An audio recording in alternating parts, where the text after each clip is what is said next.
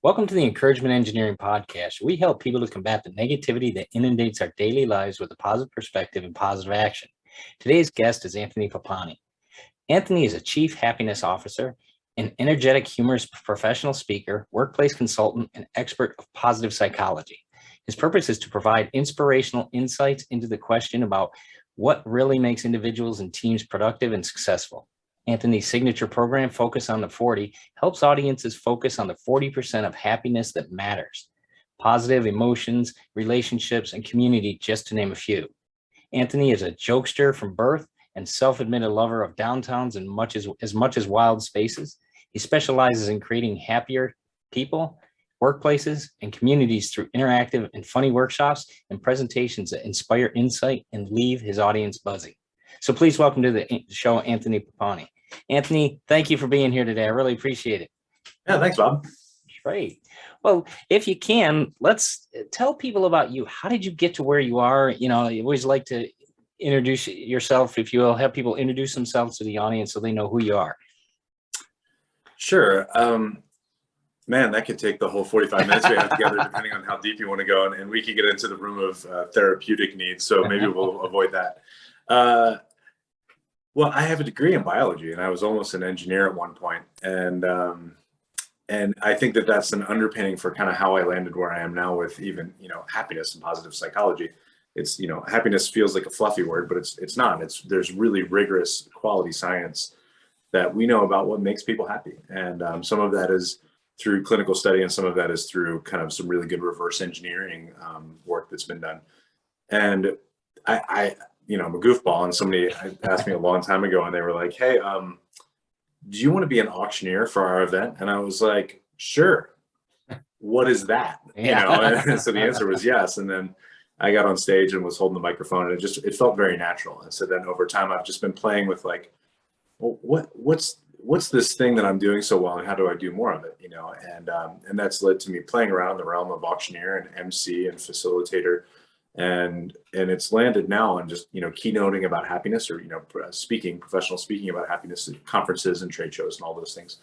And then that morphs into, doing work with teams, because it's super fun to be on stage and give an hour presentation, and it's insightful, and hopefully people walk away with something and being like, that's the thing I got to work on.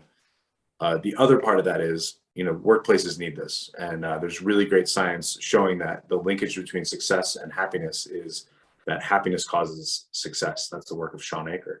And so I love playing in that space of just, going in and saying, hey, listen, let's get your team dynamics figured out, because when we do that, everybody's going to be happier. When everybody's happy about what they're doing, success follows. And that's a great intro and a segue to what we're going to be talking about and so forth, because I'm in those same lines. And it's interesting, your biological background, if you will, that group, scientists, it's cures is, there's not much fun that I'm aware of. I mean, I worked with accountants, I worked with engineers, I've worked with, IT people, and you got to realize we're all people first. Oh, yeah. And that comes into play that, we can have fun and be happy with what we do, how we do it, because whether the work gets done in 15 minutes or, it's an overnight project scenario, we need to be happy and okay with who we are and what we're doing. And you, in some of your material mentions positive psychology. Tell us more about that, because I always find that interesting. There's some great studies, and I think this school up in Pennsylvania about positive psychology. Yeah, that's kind of where things were founded. Yeah. I mean, it was one of those things that like I was stumbling through, and like, you asked kind of how I got to all this. I was like, well, let me think about like, what if I were to talk to people on stage about something significant, what would I talk to them about? And I was like, well, humor. What does humor and laughter do for people? And that led me down this path of like, well, what's the neurochemistry behind what makes us feel good, with laughter, and that's endorphins, and we can trigger more of that. And that's a great, little topic on its own. And then I somehow stumbled upon positive psychology and just found this work, and found I think the first book I read was called Authentic Happiness by Dr. Martin Seligman. Yeah. And I went on to get my certification in positive psychology. But it started back, somewhere in the late 1990s. Dr. Seligman took over the APA, which is their professional trade association for people working in that realm.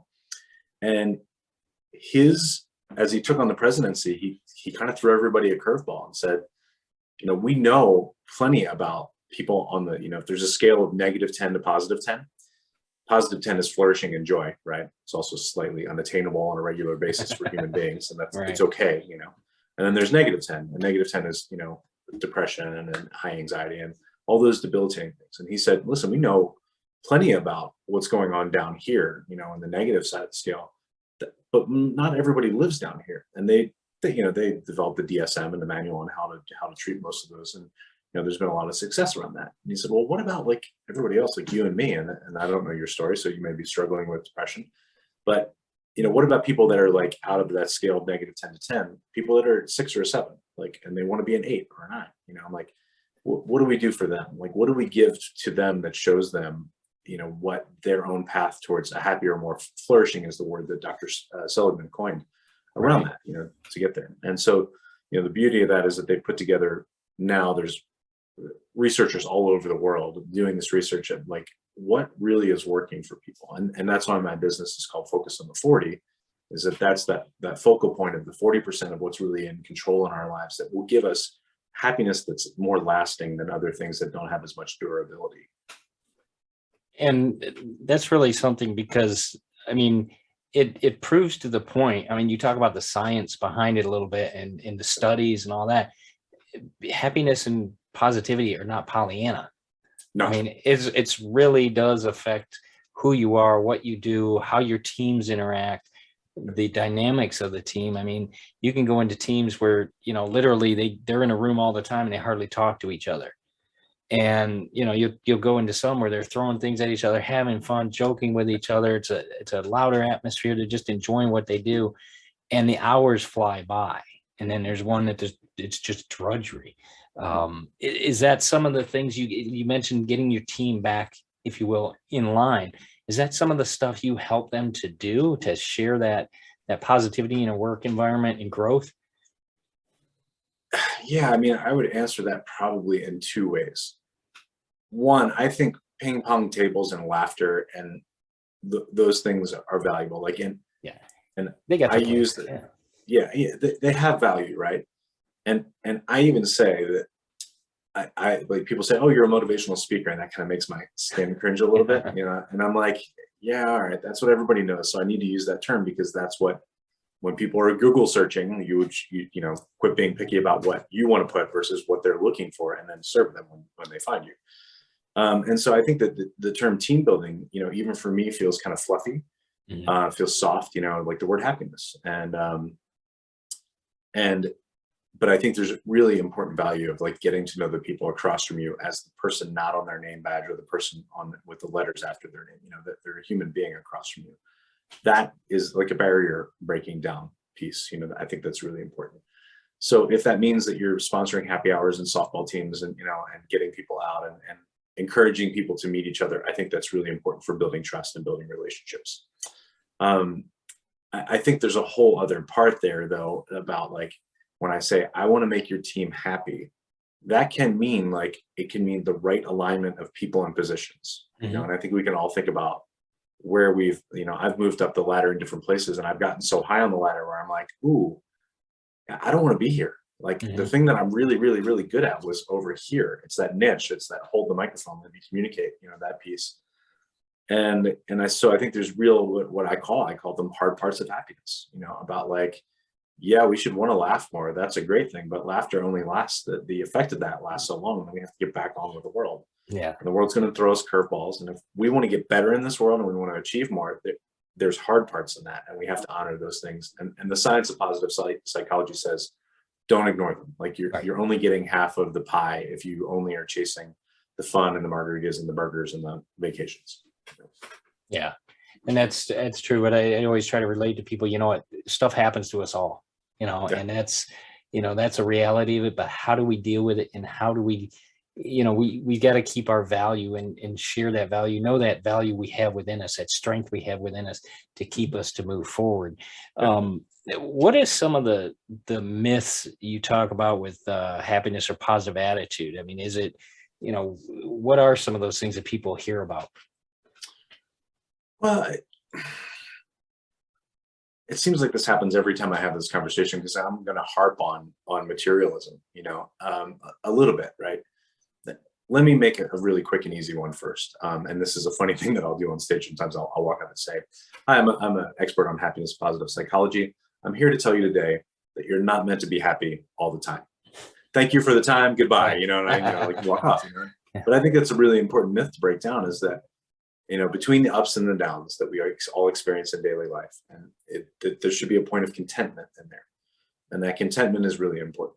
That you should, between the best stuff that's happening and between the stuff that you're like, ugh, I have to slog through this, that you should come back to a point of saying, like, do I feel good about my life? Do I feel good about what's going on right here? Or at least do I have the absence of negativity? And sometimes that by itself is really important. I think one of the other big pieces that's a myth is these conditionals of I'll be happy when. Right. We already talked about I'll be happy when I'm successful. I'm telling you, you have it backwards. Yeah. Be happy, success follows, right? And then the other part of, even why my business is named what it is, that focus on 40, is about the intentional activities we can do every day. I'll tell you, one of the most important things you can do is have really strong friendships, life-enhancing friendships and relationships at work, at home, in your community, in your family, right?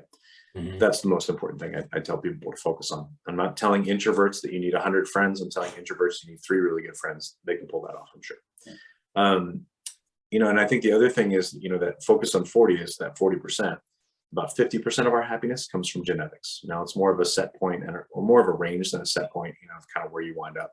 Mm-hmm. And then I think the big myth in there is like, well, I'll be happy when, and I'll give you some examples.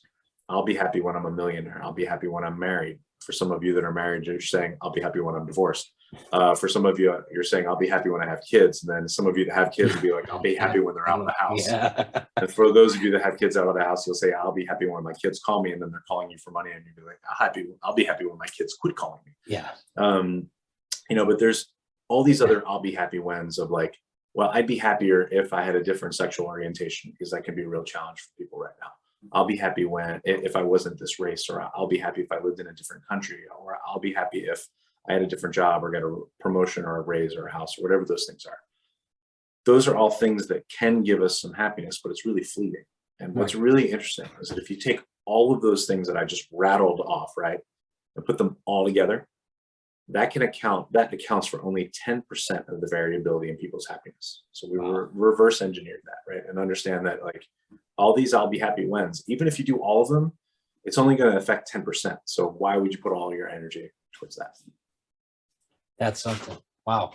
And you figure that, I always look at that, and yeah, there's, I've been through some of those scenarios, and it's like, wait a second, if you think about it, none of us are here permanently, and none of that stuff's really going to last anyway. Nope. So be happy with who you are and the day you have, because you got now. You don't know if you got tomorrow. We don't, yesterday's in the books. It's already done. The mistakes you made are there, and okay, you live with that. You learn from it. You move on. But that's always an interesting. Wow, 10%. Interesting.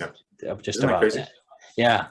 It blew my mind when I landed on that, and and it's helped me focus on what you said, like what really matters. Yeah. And I do a visualization with a lot of my audiences, or in workshop settings, about it's this visualization of meeting your wiser elder self.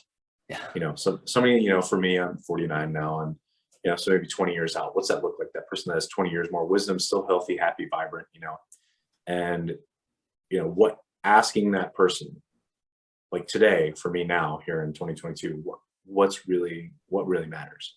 Right. And that's really interesting perspective. And it's not always easy to hold on to, but it's a good foundation to work from.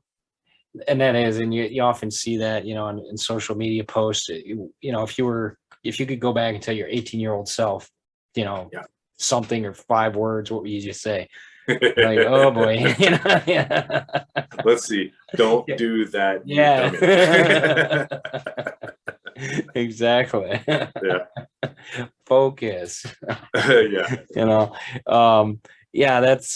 There's definitely a big plus to this, and I think being happy in the present moment and what you have, that's a big one you talk about. It's always interesting to me with organizations, because I talk to some corporate organizations, and as much as people may not want to hear it, they have the ability to walk out the door if they don't like where they are. Sure. That's a reality. We have that in any situation we're at, but be strong enough in who you are to either accept that, take action on it, or if you don't, just, you deal with those consequences too. So it's a big balance, and being happy with what you are, who you are, that's a great foundation. Go ahead. I think the grass is always greener it's dangerous as well, Oh yeah. And that's why I like in workplace settings, if you do your annual reviews annually and that's all you do, you're setting yourself up for failure, Yeah. And that's why even these regular check-ins are super valuable. And then I really liked what they call the stay interview, like, not because someone is saying I'm leaving, what can we offer you to keep you now, but like, Right. what are the things that are going to keep you here? Like, how can we make you stay here longer, and keep you happy as an employee before they're even thinking about leaving? Because then you can be more proactive about things. And that's a great way to look at it, because how many times have you seen years of experience go out the door because they never asked those questions? Yeah, right. And we've been busy. Okay, that's nice, but not necessarily the best strategy to keep people long term. You got to know what's going on, how they're feeling, what's going on in their head, and are they buried? Are they not? Are you understanding how buried they are? I mean, I've seen people, they get too stressed out, and it's like, okay, I'm done. I've got multiple years in this organization. I'm heading out the door, and it's that time. So, yeah, definitely some big pluses to that scenario. Agreed. You talk about how success happens. Tell us a little bit more about that, because that sounds interesting. Well, the person whose work has really done this work and put it out there, his name is Sean Aker, and his TED Talk is hilarious and really informative, as well. And his work, his research, really well founded. I think he's at Harvard or Yale. And basically there's a lot of pieces there to the importance of positivity. And I know that you'll be nodding along with me on this one, but our brains are wired for negativity. Oh yeah. Right? They are, and it's okay. Like, our brain's job is to do two things: to keep us alive and to help us make more versions of ourselves through a very fun process. We're not going to talk about that process today. But that's what our brain's really trying to do. And so anything that comes across that's like perceived as, oh, hey, that's good for our survival, or the survival of our progeny. Good job. I'm going to make you feel good about that. Oh, you're bonded with other people. That's oxytocin. I'm going to make you feel good with some of that. You just achieved a new status and success in life. I'm going to make you feel good with that. Here's some serotonin. You're around other people and you're laughing. That connection is important. I'm going to give you some endorphin. That'll make you feel good. And those all metabolize really quickly. Maybe 20 minutes later, you kind of come back to where you were. What's really important about negative emotions is they stick with us, and they stick with us in both the short term and the long term. And I'll give you both examples really quickly of, if you're about to step out in front of a bus and you step out in front of the bus, it's over for you, right? And so the horn blares on the bus, and you don't stop for a second and say, I wonder what that bus is honking about. Yeah. I should analyze that situation. Let me think through that. No, you're like, something bad's about to happen. Oh, I need to step back, right? Yeah. So 1 second, that's all you need for that negative, that negative emotion to trigger something in you to take action. And that's, your brain's telling you to take action. And the problem is that when you step back from that bus and you're like, I almost got, smeared, that sticks with you. That can stick with you for up to 2 hours, right? And that really weighs on you. And what happens in those situations is you go from other focused to self-focused, right? You're worried about self-preservation, fight or flight, all the traditional stuff that happens in that. And the negative emotion too also has patterns that can be like really deep and stick with us for a long time. Our brains do some really hard wiring on things. We have this amazing ability to our brains are malleable. And the process is called neuroplasticity, neuro, mind, and then plastic is, think about plastic objects. We can make plastic into anything, and then we apparently throw them in the ocean. But the neuroplasticity is really valuable because you can rewire your brain over and over. And we all have baggage, right? We have emotional baggage is what we call it. And we always think of that as negative. And negative emotional baggage can really weigh on us. we also have positive emotional baggage, and we need to pay attention to that positive emotional baggage. But again, the negative part can be really, really powerful, and it can stick with us, and it can form patterns in our brains that our brains lock in through neural wiring, right? Neural pathways that, fire together and wire together is the way we frame it.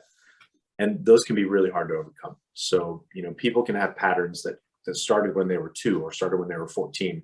And the earlier they started, especially in those 2 timeframes I mentioned, the harder they are to break those patterns. And they can show up as forms of self-sabotage.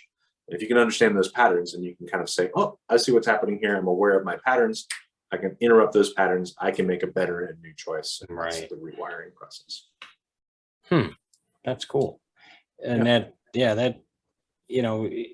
I think the key piece there is that idea of acknowledging it, understanding it, and knowing, okay, I got to move away from this pattern. It serves me no purpose, or it serves me, it's usually a negative outcome.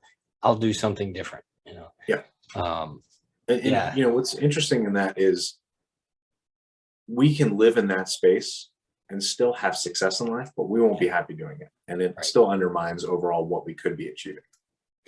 And that's important too, because, we want to enjoy what we do. We want to have fun. We want to be happy with who we are and what we're doing. And when you're not, you have that nagging, the woulda, coulda, shoulda syndrome, which doesn't do you any good, because then you just, that cycle. We go positive. Oh, I can do this. Oh, no. No, thank you. That yo-yo effect doesn't do us any good. So, and that's, I think that, you caught that really well. And these brains are our best friends, and they're our worst enemies at times, and if we can figure out how to understand what's happening up here, and be very honest with ourselves, like a lot of people are like, I hear people say, oh, that person just needs to be a little more introspective. And I was like, yeah, a lot of people don't have that capacity. We have to show them where they are stuck, where they're in bad patterns. And, if anything else, we all have that inner voice of, that talks to us about stuff. And if you're a fan of Spinal Tap, you'll get this joke about sometimes that volume's at 11. Yeah. And if we can get that volume down to 3 or 4, because we understand it, and we're like, yeah, thanks, brain, I understand what you're trying to tell me. It's actually not what's going on here right now. Volume comes down, and we can tap into the better part of ourselves. Yeah, that's, we don't need to scream at ourselves all the time. It doesn't do any good. I like that. Turn that volume down, because, I just, as you were saying that, I thought of the movie, 2001: Space Odyssey. Open up the bay doors, Hal, in a nice calm voice. It's like, okay, he wasn't screaming at him. There were sinister actions going on, though. Yeah, but that calm voice, all in one thing. You talk about also 5 tools for happy teams. What are those? Well, I think a lot of it comes down to, I think foundational to any team is trust. And so if you don't have trust in the workplace, then people do what I talked about before. They kind of shut down, and they're worried about me. They're worried about my projects, my jobs, my budget, it becomes all about that self-centeredness. And so I think opening up that trust is really important. And because again, it's a lot of neurochemistry going on. We're tribal creatures, right? These brains kind of quit evolving around a time when we were living in small clusters, about 150 people is kind of the sweet spot size for us. And so a big part of that is the trust of the people across from us. And that's what's really bad for maybe big communities or big workplaces, is that we need the face-to-face and the regular interaction to catalog the trustworthiness of the person across from us. And so I think that's really important. Leaning into the whole person that's there is really important. And just recognizing that there's a person away from work, that is beyond the name badge. Communication is incredibly important. We need a manual on communication. Yeah. And what, you mean it's not this with your thumbs? Yeah, that's the thing. We're so wired to do this right here, even we're on, Zoom right now. And that's better than nothing. But we need to see and feel the person across from us, because we are taking in so much information. For example, if you look at the entirety of communication with a person, right? So you and I are talking right now. Of that communication that we're having together, about 45 or 50% of that is tone. So how you say things. How you doing today, Bob? Yeah. Fine. Yeah. Okay. All right. how we say those words is important, body language, right? Versus, hey, how you doing today, Bob? Oh, I'm fine. Yeah. You know, that was two exact same words with two really different messages that when you text that to somebody else, you know, maybe a lot of things get lost in translation. The emojis just don't do it. Yeah, just don't do it at all, right? Mhm. And you know, so when we're talking to other people, that, you know, the science says that about 7 to 10% of the totality of communication is the words. So Right. much more of that is the face-to-face piece. So I think that's really important to bring back in with teams, especially now that we've gone virtual and hybrid and all those sort of things. We have to create that space for those little micro connections that, you know, that were broken down because of the pandemic. I think teasing out the individual leadership style of people is really important. You know, so everybody has these really good pieces of leadership defaults, and then people also have blind spots within those leadership styles. You know, and that if we can honor those, and we can trust the person across from us, we can share, like, hey, Bob, I know you're really good at details and discipline, and I'm really bad at that. I'm like a big picture thinker, and I want to take us from here to there. Um, and you're like, hey, I'm the here and now guy. Like, I like systems and operations, and I'm going to make it efficient for you. But you have to share your idea with me instead of handing me the idea and say, here's where we're going. Because if you can do that and say, Bob, tear this apart before I go public with it, the idea becomes better. You know, or you're just like, ooh, that was a terrible idea and it would have killed the company. You know, and so I think it's important as well. And then I think understanding patterns of self-sabotage is really important, you know, and both of those two things together play in with each other. You know, understand the really good, understand the bad, and then what you're doing in that situation there is you're giving people the opportunity to flex and say, oh, this is how I default in the world, and what the world needs right now is a different version of me. So Right. how can I flex into that a little bit more? And the last thing I would add in there is I think control is really important. The human mind loves control. The human mind loves the ability to control scenarios, you know, and that's what's really hard about these dynamic situations of everything that's happening in the world. Of like, you know, at some point you have to be like, hey, you know what I can control? It's a very small, Yeah. tiny little box right here, and all this stuff out here is noise, and it's, you know, or you've seen it as like circles of, you know, circles of influence, and as the Yep. bigger the circle gets, the bigger the problems get, and the less influence you have. So, Well, that's great. It's interesting you mentioned that about, I think one other one, if you can encompass something in that, might be humility. oh You yeah, mentioned it in your leadership style, because that's where you become humble, where people, you let them shoot holes in it, because it can be better if more eyes than just yours are on it. You know, oh you yeah. have somebody review your work, or have somebody review a process, whatever it may be. Like you said, that could have been a really bad idea if we let that go, because, you know, I didn't see that piece like you saw. So And can you please not tell anybody about that?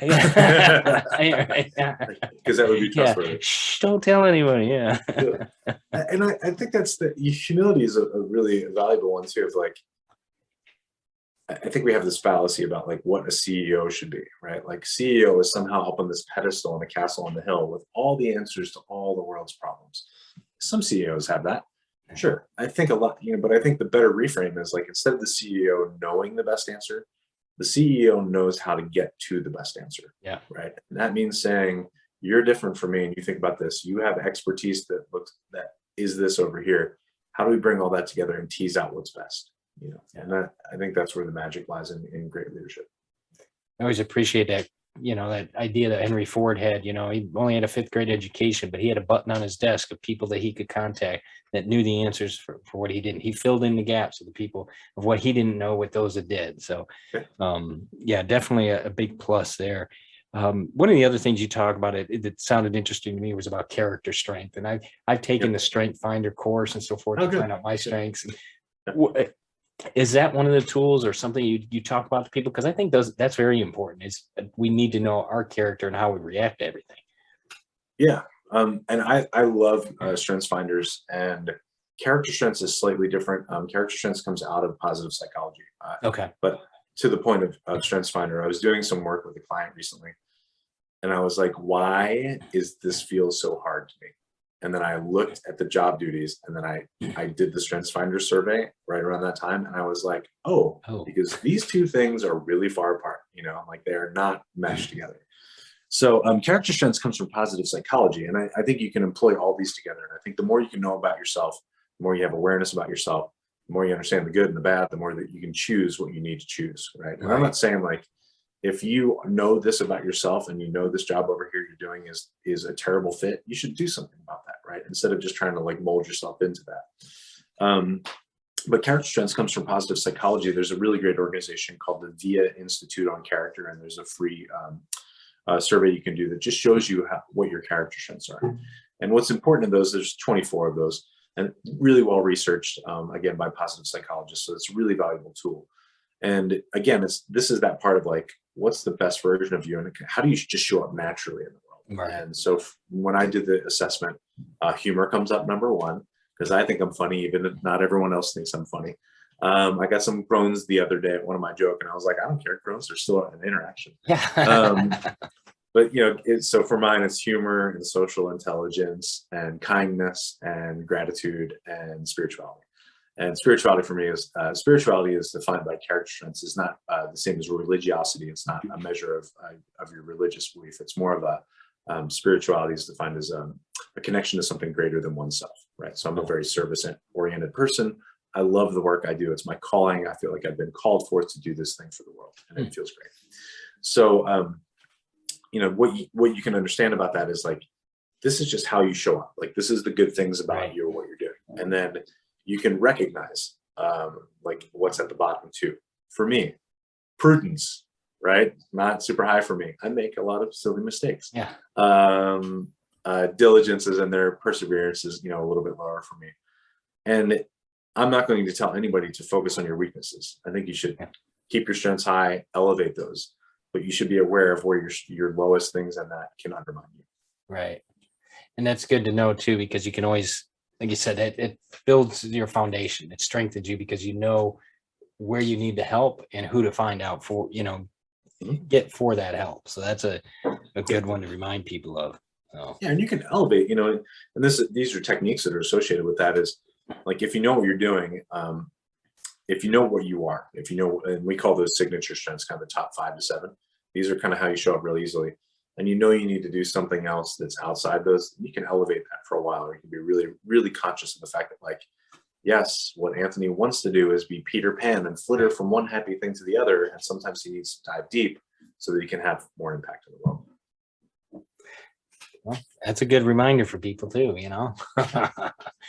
Well, Anthony, where can people find out more about you, your website, any other information you have, so they make sure they get a hold of you? Yeah, well, my website, because I'm a narcissist, is my name. So it's anthonypoponi.com. It's the proudest thing I've ever done. And I'm on LinkedIn, of course. You can just use my name on LinkedIn. And I'd love to connect with people on LinkedIn and a little bit less on Facebook. I'm not on Instagram or Snapchat, and TikTok won't let me on because apparently I'm too old. And I still have Tom as a friend on MySpace, but we don't talk that much anymore. So that's funny. Well, we'll make sure we put that all in the show notes, Anthony. And I want to say thank you for being a guest on the Encouragement Engineering podcast today. I really appreciate your time, appreciate the insight. I appreciate the idea of keeping up with the positivity and happiness in our world. We need that, especially with what goes on in our world now. And our future. You're doing a great job. So thank you so much for being here. Oh, thanks, Bob. I appreciate you saying that, and I appreciate what you're doing. Thanks for making this platform for people to be aware of all this. Well, thank you. I appreciate it. Then have a great day. All right. Take care, Bob. All right. Thanks.